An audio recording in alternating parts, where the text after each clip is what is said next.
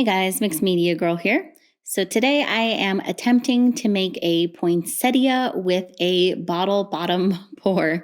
So for this, I am filling up 2 cups of paint, one for the actual flowers and one for the leaves. So the first cup for the poinsettia, I am adding all the reds basically, including a little bit of gold. So I've got white, gold, primary red, some garnet, and merlot. And these are all Mixed Media Girl pouring paints. They are ready to use right out of the bottle. You don't need to add anything to them. So simple to just go. Now for this, you don't need a lot of paint.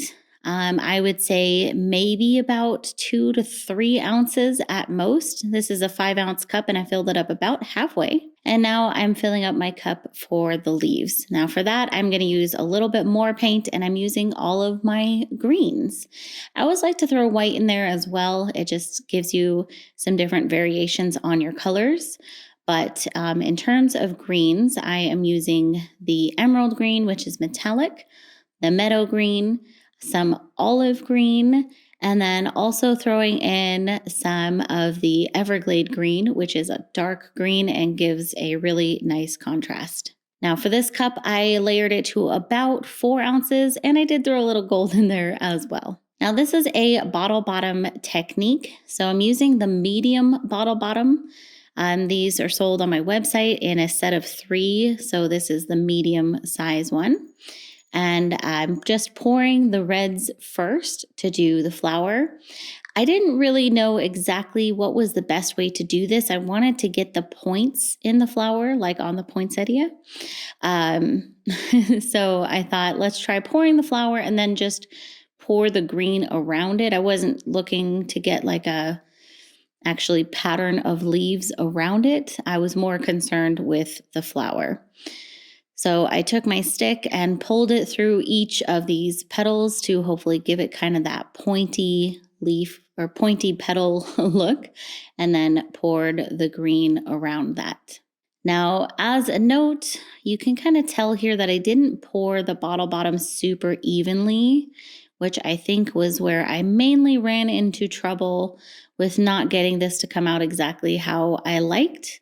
Also, I think I got to come up with a better plan for my green there because that definitely affected the shape of the flower. Like I might just have to pre-paint the background, let that dry, and then do the flower on top. But I thought, let's try it this way. Now I am doing this on my cake turner, and unfortunately I did not have tape. So I was trying to kind of go slow, but it flew off anyways. So I ended up just taking some painter's tape and doubling it up under there to hold onto it just a little bit. So another pro tip, tape it down with double-sided sticky tape if you can, if you have it. Unfortunately, I ran out and tried to do it without it, and that didn't quite work for this canvas size. This is a 12 by 12 inch canvas. It probably would have worked fine with a smaller canvas. Okay, so I spun it out a few times, and at this point, I could tell I was not going to like it. You can see it's a little wonky. I thought, okay, let's try pulling the stick through it again and see if we can kind of bring back those points. But that unfortunately didn't really work, and the flower was off center, and it just didn't really work out. So after some thinking, I decided to just concentrate on the flower itself and not try to do the greens, not try to do the leaves. So I moved some paint out of the center so that the bottle bottom could sit flat on the canvas without paint underneath it. And I went ahead and just re-poured the red so that I could get the flower that I wanted. I definitely recommend not worrying about going over your project again if you need to. Sometimes you just do what you got to do.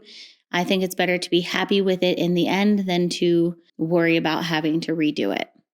So I spun that out a few times. I got rid of all that green, and then I was totally in love with it. And I definitely still get the poinsettia feel from it.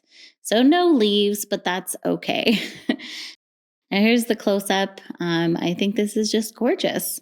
Just the right amount of gold in there popping through. Nice variance of colors of the reds, nice contrast.